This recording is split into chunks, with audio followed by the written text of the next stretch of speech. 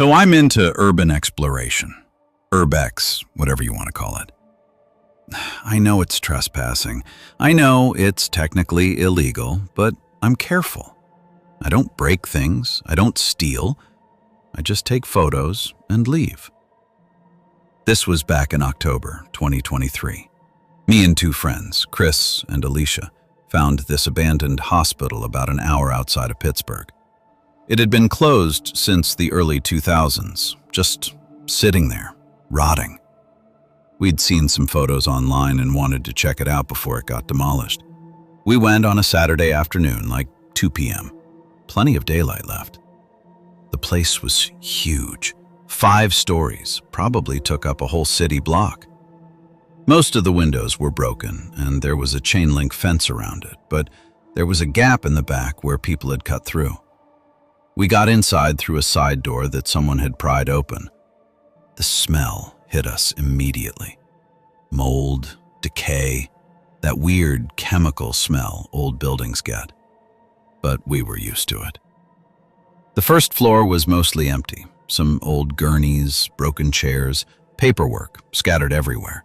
Standard abandoned hospital stuff. We took some photos, checked out a few rooms. Nothing crazy. "Let's go upstairs," Chris said. "That's where the good stuff usually is." We found the stairwell and headed up to the second floor. This is where it got more interesting. The patient rooms still had beds in them. Some still had sheets, yellowed and moldy. There were IV stands, old medical equipment. I was getting some great shots. We were in one of the rooms when Alicia stopped. "Do you guys hear that?" We all went quiet. At first, nothing. Then I heard it. A beeping sound. Faint but steady. Like a heart monitor. "That's weird," Chris said. "Probably just some equipment still plugged in or something." "After 20 years?" Alicia asked. We followed the sound down the hallway. It was coming from a room at the end. The door was partially closed, which was unusual. Most doors in abandoned places are either wide open or completely shut. I pushed it open. The beeping got louder. There was a hospital bed in the middle of the room, and next to it was an old heart monitor. The screen was on, showing a heartbeat. A steady, rhythmic beep. "Okay, that's f***ed up," I said. Chris walked over to it. "There's no way this thing still works. The power's been off for decades." He was right. We'd checked. There was no electricity in the building. But this monitor was clearly on, clearly beeping, and the screen was showing an active heartbeat. "Maybe it has a battery backup?" Alicia suggested. "For 20 years?" I said. Chris unplugged it from the wall. The beeping continued. He looked behind it. "There's no battery pack." We stood there for a minute, just watching this impossible thing happen. Then the beeping started getting faster. The line on the screen was spiking, like whoever it was monitoring was panicking. "We should go," Alicia said. The beeping got even faster. Then suddenly, it flatlined. That long, continuous beep. The line went flat on the screen. And that's when we heard footsteps. Running footsteps. Coming down the hallway toward us. We didn't wait to see who it was. We ran. Out of that room, down the hallway in the opposite direction. The footsteps followed us, fast, getting closer. We hit the stairwell and started going down, taking stairs 2 at a time. I looked back once and saw a shadow at the top of the stairs. Just a shadow, no clear shape, but it was there. We got to the first floor and ran for the exit. Didn't stop until we were through the fence and back at Chris's car. We sat there, breathing hard, not saying anything for a solid 5 minutes. "What the f*** was that?" Chris finally said. "I don't know," I said. Alicia pulled out her phone. "I'm looking this place up." She searched for a few minutes while we caught our breath. Then she stopped scrolling. "Oh, shit." "What?" I asked. In 1997, there was a patient who died here. He was in the psychiatric ward on the second floor. He was on a heart monitor, and the staff didn't respond when it flatlined. By the time they got to him, he'd been dead for almost 10 minutes. The family sued the hospital. "Which room?" Chris asked. She kept reading. "Room 217. I felt my stomach drop. "What was the room number we were in?" Chris checked his photos. He'd taken a picture of the door from outside. You could see the number, 217. We drove home in silence. None of us have been urbexing since. I deleted all my photos from that day. Couldn't stand looking at them. But here's the thing that really fucks with me. When we were running down the stairs, I glanced back at that shadow, just for a second, and I swear to God, it looked like it was wearing a hospital gown. I sold all my camera gear 2 months later. I'm done with abandoned places, because I think some of them aren't as abandoned as they look. I do real estate photography. It's not glamorous, but it pays okay. I shoot houses, commercial properties, that kind of thing. Sometimes I get weird jobs, foreclosures, buildings about to be demolished, places where they just need documentation before they tear it down. In March 2024, I got a call from a development company. They needed photos of an old elementary school they'd just bought. It had been closed since 2019, and they were planning to tear it down and build condos. They wanted interior and exterior shots for their records. The school was in this small town about 40 minutes from where I live. I'd never heard of it. When I pulled up, the place looked sad. Playground equipment all rusted, grass overgrown, windows covered with plywood. But the structure seemed solid enough. The developer had given me a key and the alarm code. Except when I got there, the door was already unlocked. Not unusual. Old buildings, sometimes the locks don't work right. I figured another contractor had been there earlier. I went inside. It was quiet. Not the good kind of quiet, the kind that feels too heavy. My footsteps echoed down the hallway. The walls still had those old bulletin boards with faded construction paper decorations. A banner that said, "Welcome back, students," was hanging crooked near the office. I started with the lobby and main office. Pretty standard. Old computers, filing cabinets, a desk with a coffee mug still on it. Someone had left in a hurry, or they just didn't bother packing everything up. I moved down the main hallway, shooting each classroom as I went. Most were empty. Desks were gone, probably sold off. But there was still stuff on the walls. Math posters, alphabet charts, a periodic table. I got to classroom 3B. The door was closed, which was weird because all the other classroom doors had been propped open. I tried the handle. Locked. I had the master key the developer gave me. I unlocked it and pushed the door open. The classroom wasn't empty.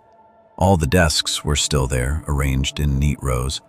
There was stuff on the teacher's desk, papers, a red pen, a coffee mug. The whiteboard had writing on it, a math problem, long division. What really got me was that the lights were on. Fluorescent lights, humming away. The whole building had no power. I'd tried light switches in other rooms, but this room? Fully lit. I took a few photos, trying not to think about it. Just do the job, get paid, leave. That's when I noticed the desks weren't empty. There were backpacks on some of them, and not old, dusty backpacks. They looked new. One had a popular cartoon character on it, a show that came out last year, way after this school closed. I walked over to one of the desks. There was a worksheet on it, partially filled out. The handwriting looked fresh. The pencil marks weren't faded. My phone buzzed. Text from the developer. "How's it going?" I took a photo of the classroom and sent it to him. "Why is this room still set up?" 3 dots appeared. Then, "What room?" 3B. Desks are still here. Lights are on. Then, "There shouldn't be any furniture left. And there's no power to the building." I looked around the room again. The lights were definitely on. I could hear them buzzing.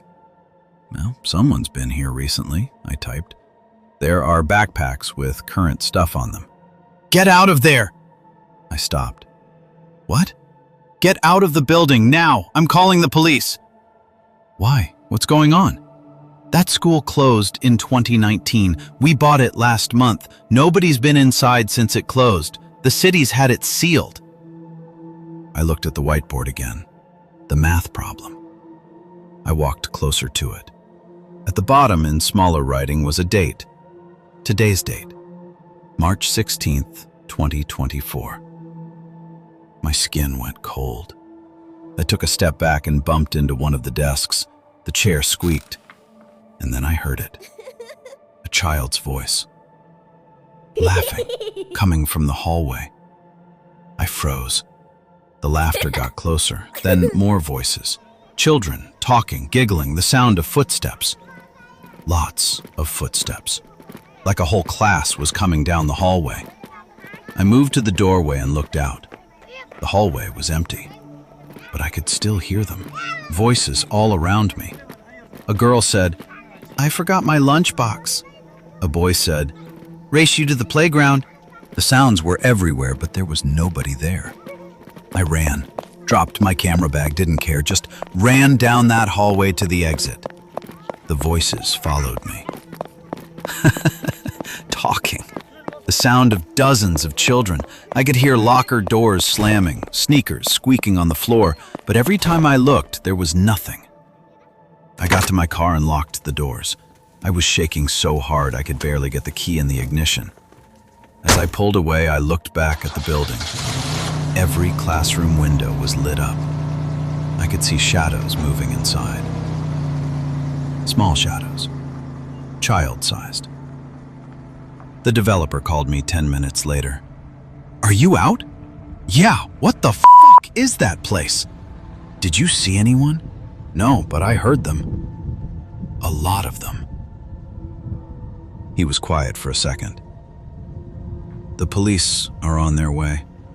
I'm sending someone else to get your equipment." "What's going on?" I asked again.